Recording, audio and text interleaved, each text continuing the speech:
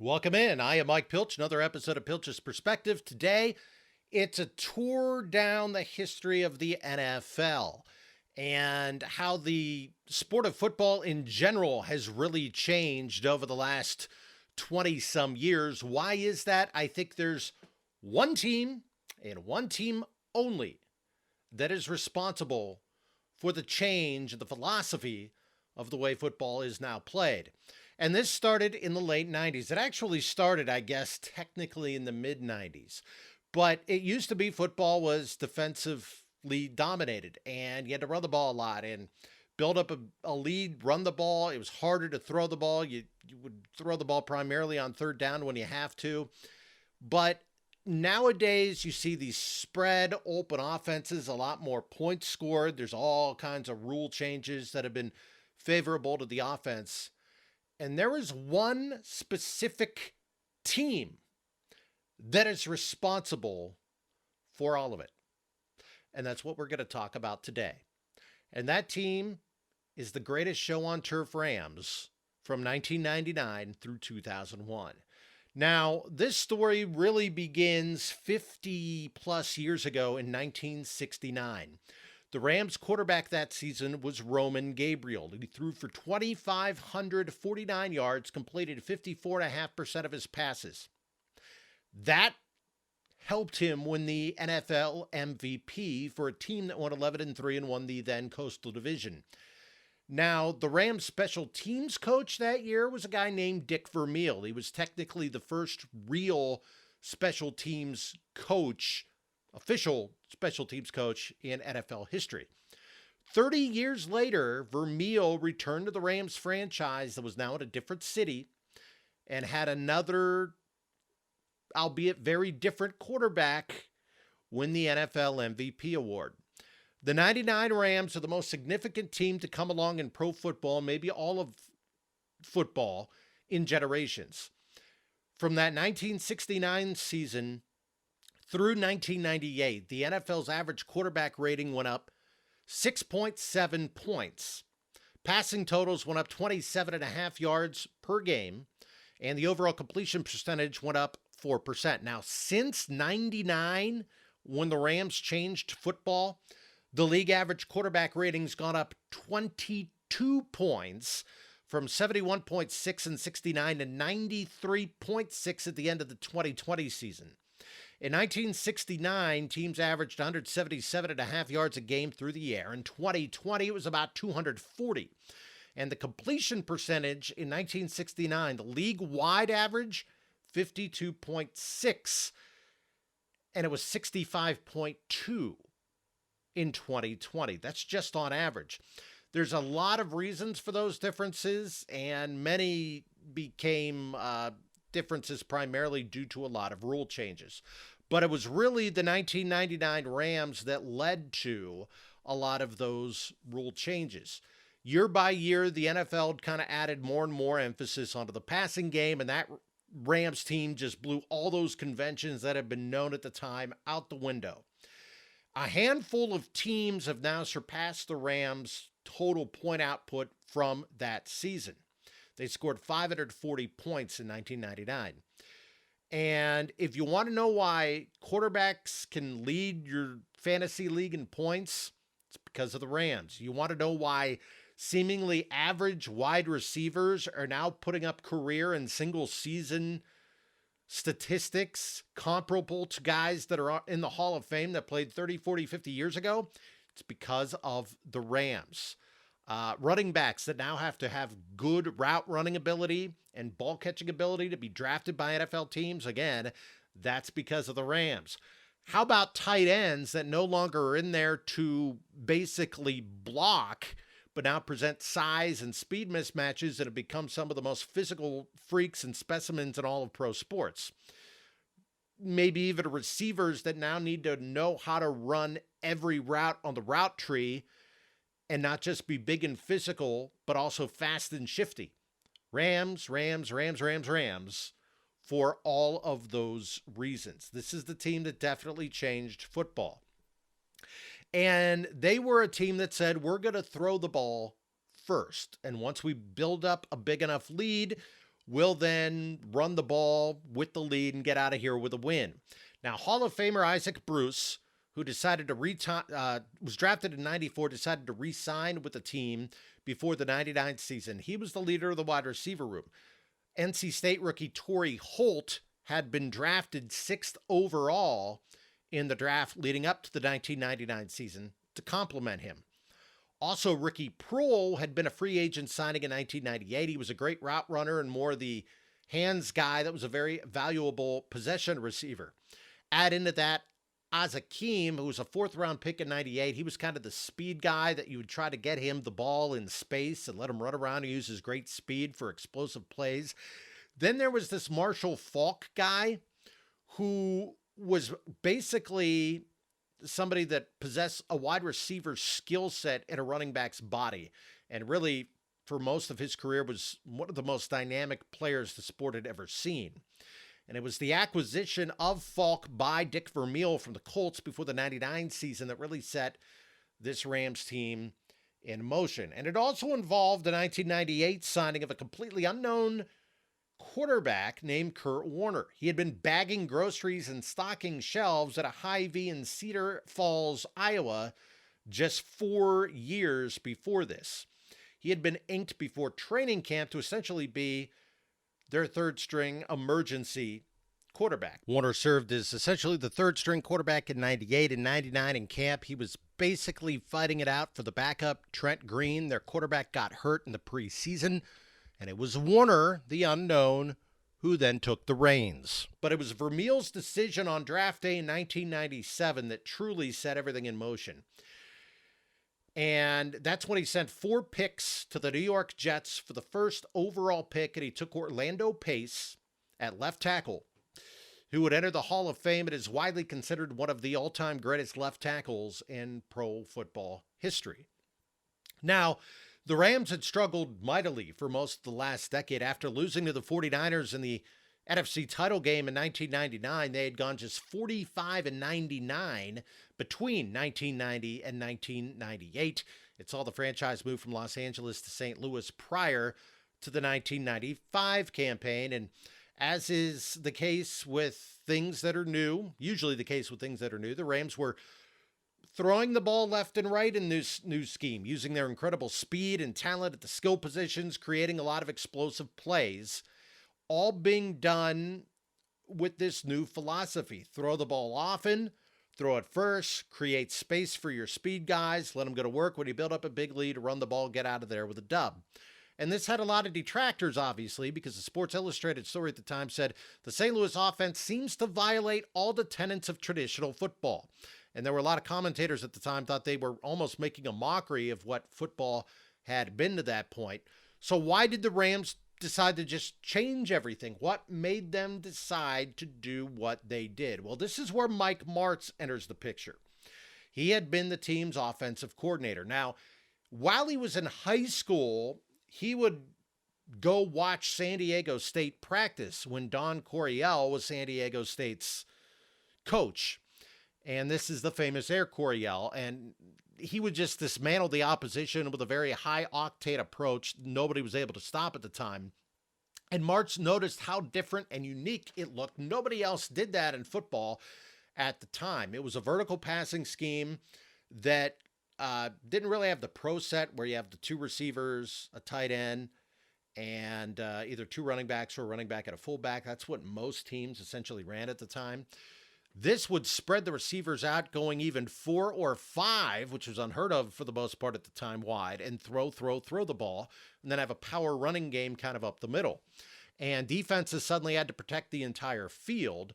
And more than anything else, watching it growing up, Mike Martz said, this is way more fun to watch than what I normally see with football. So Coryell later coached the San Diego Chargers, had a lot of success with them, got them to a couple of AFC title games in the early 80s, never got to a Super Bowl. But when you talk about the West Coast offense, you normally think of the Bill Walsh 49ers, spread the field a little bit, the short, quick passing game, that kind of thing. That's what's known as the West Coast offense. But realistically, the first true West Coast offense was the Air Coryell system that he started with San Diego in the 60s. Actually coached the Cardinals before he went to the Chargers, but he's primarily known for that. while he was with the Chargers, and before that was San Diego State. And the Coryell coaching tree has guys like Joe Gibbs, Ernie Zampese, Norv Turner, among others. Martz would coach under Zampese during his career, as well as some others off that branch, and also coached with Norv Turner. And so he borrowed a little bit here, a little bit there, a little bit there, and kind of concocted it into his own offensive scheme based on the Air Coryell system. So, according to a Sports Illustrated story, in 1998, while in a meeting room in Virginia, Turner, who was Washington's coach at the time, sat next to Martz, who was his offensive coordinator. They'd prepared dozens of third down plays each week, and Turner remarked, some of the third down plays Martz came up with were really some of his favorites. Maybe they should just run third down plays on first down. At the time, they laughed about it like, wouldn't that be something? Well, remember, at this time, the NFL thought you still didn't throw the ball on first down primarily. And a lot of the thought process was run the ball, even if you get 3 or 4 yards on first down, you're making your second and third downs a medium to shorter distance if you do that all the time. That's part of the philosophy. And it's just primarily what people did up to then. Well, the conversation that Martz had with Norv Turner stuck with him. And it stuck with him when Dick Vermeil hired him as his offensive coordinator prior to that 99 season. Now, Vermeil, to his credit, did allow Martz to take over the offense and do as he pleased. On top of just the pure philosophy, the Rams had a ridiculous collection of talent that they hadn't been able to really put together on the field at the same time until 99. All that losing through the 90s gave them a nice stockpile of draft picks. And when the very, very competent Vermeil took over as a coach, a lot of their decision-making then improved. And he drafted Pace in 97. And that was really the first sign of the rebuild. After that, he got Holt in the first round before the 99 season to complement him with Isaac Bruce, a stud, really number one receiver that they had made sure they re-signed prior to the beginning of that year. So you keep Bruce, you got your great offensive tackle. Now you're adding a stud receiver in the first round of the draft. On top of that, you had acquired some guy named Marshall Faulk at a trade with the Colts right before the season started. You also got a guy that didn't get a lot of publicity in Prohl, who's a really good possession guy. So all of a sudden, in one offseason, through the draft and free agents and just trading and dealing that draft capital you have to move up for Pace and to trade and get Falk, they made some really good decisions. And according to Football Insiders at the time, it wasn't just that these guys were fast and talented. They had a very high football IQ, and they immediately picked up and really loved the intricate schemes Martz began drawing up. Now, a big reason football had been played the way it was resulted from success of teams like the Bears and Giants through the 80s and into the early 90s. Offenses kept running backs and tight ends in a block against that zone blitz concept at the time. So seeing just 2 receivers at a route was common because you had to help pick up the blitz all the time. Therefore, essentially to win in those days, you had to have an outstanding defense. And there were a lot of teams that were Super Bowl winners in those years that were average to even below average offensively. And you could win with a lot of game managers playing quarterback or somebody who had to make just a couple of throws here and there a game. So Martz didn't care about any of that. He didn't care if they were going to spread the field and let people blitz. He actually wanted them to blitz. He was going to spread the field with 4 wides. He would split Marshall Faulk out to the wide. Remember, this is a guy with wide receiver skills at a running back. And he dared them to blitz. They were going to come after him. One of those guys was going to get open on a quick route and just gash the defense with big holes over the middle when they blitz. And that's exactly what happened. Not to mention Kurt Warner turned out had a really quick release and was really good at reading defenses. Falk had 1,048 receiving yards in 99. That was the most in NFL history for a running back. So the Rams essentially used the pass to set up the run. They threw the ball a lot, built up a comfortable lead. They then leaned on their outstanding offensive line, and their system was predicated on a good O-line to kind of develop, let the long developing pass routes open up downfield. And then let Falk's running skills go to work when they had the lead. He ran for 1,381 yards in 99. And in the second half of games, the Rams had the 6th largest proportion of rush plays in the NFL. They had the largest ratio of runs in the fourth quarter because they were normally leading normally by multiple points. So they just ran clock. They scored, and they got out of there with wins. So essentially, the Rams passed and hit big plays to open the early lead. The team threw the ball 59% of the time on first downs. That was an extraordinary number for the time. And again, according to Sports Illustrated, their playbook had 30-yard throws, like dig routes that broke 25 yards down the field with the quarterback taking 7-step drops. That's a big reason why they made sure they drafted Orlando Pace and always had a good O-line, because you needed 4 or 5 seconds in the pocket for a play to even develop. And then he had Kurt Warner, who had a quick release, a rocket arm, and was, this is just my opinion, one of the most accurate deep down ball passers I've ever seen. Probably he and Aaron Rodgers are the best two I've ever seen at it.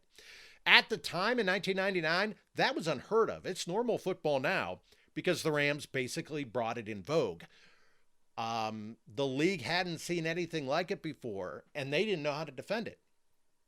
And it would leave defenses essentially in the wrong places. They would be confused. Players would have to change shoes throughout the course of the game because they'd get worn out covering all their receivers, or even because they were trying to find shoes with better traction to help. It was brand new, and people didn't know how to react to it. In 3 years, the team went to a pair of Super Bowls. They won it all in 99. And fans all over the nation suddenly kind of liked the Rams because they brought constant offensive excitement and fan interest. What you see every Saturday and Sunday now started, again, with this Rams team. And all of a sudden, the NFL noticed how much fans like this style of play. So all of a sudden, there were rule changes, giving wide receivers more room and freedom at the line of scrimmage, gave them more safety while they would run over the middle, allowing them to catch more big plays. And the league also started calling more pass interference penalties to help it as well. And it's also kind of the first steps in the league penalizing anybody that basically shaved their fingernail against the quarterback when rushing him. And if you touch the quarterback in any way that they thought was bad, they're going to start calling it because they know fans like the big offensive plays. And again, it started with these Rams. The NFL wanted everybody to be the Rams. How about this? Kurt Warner had the second best passer rating of all time in 1999 at 109.2. That number's now 28th all time in the 22 years that have passed. His 65.1% completion percentage was third best in a single season. It's now 176th. So in 70 years, almost 80 years of the NFL, Warner was second best all-time in passer rating, third best all-time in completion percentage, and in just 20-some-odd years since then, he has slipped to 28th and 176th. That's how much growth offensively the game has seen in the last 20-plus years. In fact, that 65.1% Warner put up in 1999 would actually be below the NFL average. The NFL league average now is 66.5%. In 1999, it was good enough for third best in league history. And again, that was accurate, throwing the ball pretty deep downfield a lot too. This also happened at a time when I was a Cleveland Browns fan. I still am, probably not to the same extent I was. And the Browns left for Baltimore after the 1995 season. Didn't have an NFL team to root for between 96 and 98. And when the Browns came back into the league in 99, it was exciting, but they came back definitely a year too soon. And the draft rules and all that for expansion teams was a little bit different then. And remember, the old Browns, they are the Baltimore Ravens now, so you were really starting a franchise from scratch. And you knew they were going to be bad for a while. I was looking for an NFL team to latch onto in those medium years. And just watching the Rams, it's not that I became a Rams fan, but if they were on TV, I watched them. I can remember being at work one day at a store on a Sunday, realizing they had 31 points up against the Giants at halftime, thinking, this team's amazing. How do they do that? It hadn't been seen at that point. You see it a lot now. It hadn't been seen then. And they were fun to watch. They threw the ball. They had guys that could run and were fast, and they'd open it up. Brand new concept. And I just remember that team that was amazing. Kurt Warner, I knew from being a running back for the Seahawks in the 1980s. I'm like, who's this Kurt Warner guy? I didn't hear of him when he played at Northern Iowa. I thought he was a running back. Did he come back in the league as a quarterback? What's going on? No, he's just a new dude nobody's heard of. Almost overnight, the team went from 3-13 to 13-3 and winning the whole thing. And I recall after they beat Tennessee in the Super Bowl, when Mike Jones tackled Kevin Dyson of Tennessee at the 1-yard line to win it all, as time expired, Al Michaels, and I'm kind of paraphrasing now, with the call on ABC said, he's down, that's it, game's over. The Rams are the world champions. Unbelievable. It was like, where did this come from? This was the ultimate come out of nowhere team. They went from 3-13 to winning the Super Bowl. The prognosticators didn't see it coming. It's like, this team just won the Super Bowl and we thought they'd be terrible. I don't know that there's been a more surprising results ever. In hindsight, it wasn't surprising when you look at the talent they had collected and what they had going into that year. And the fact that they kind of had an advantage over everyone else because of the scheme they ran. But I remember Michael's call, and it was just like, they actually did it. One of the most extraordinary things I remember. Rams defense was really good too. It was 4th overall in the league. They also allowed the 4th fewest rushing yards. They're 24th in passing yards, but that's because teams had to pass on them since they were behind so much. Now, one issue the team maybe did have, they didn't play a very difficult schedule that year. They were just 3-2 against teams that were 500 or better, but they got into the playoffs, beat the crap out of Minnesota, beat Tampa Bay in a very tight, low-scoring NFC title game that had a little controversy to it, and then beat a very good Tennessee team at the Super Bowl, which was a game the Rams kind of dominated in the first half. They just kept kicking field goals rather than touchdowns, scoring touchdowns. That's kind of what kept Tennessee in it. But they still won the whole thing. 2000, they had an explosive offense, had a lot of injuries, finished 10-6, lost to New Orleans. Then had one of the best teams I've ever seen in 2001 and got beat by the Patriots, beginning that dynasty. In a weird game that the Rams kind of actually had 200 yards more offense than the Patriots did, and any little thing that could kind of go New England's way went in it, but that's the way it went. Offenses in today's NFL basically owe a lot to Dick Vermeil, Mike March, and the Rams team. They were as innovative as any team that we have seen come down the line in a long time, especially from the offensive side of the ball. And I think most fans would agree they probably changed it for the better. So that's a walk down memory lane, why I feel the greatest show on turf Rams are the most significant team to come through football in a long time, certainly during my lifetime, and certainly in the last 20-some years. And I'd love to know if you feel the same way as well. I'm Mike Pilch. This is our latest journey down history's annals. This is Pilch's Perspective.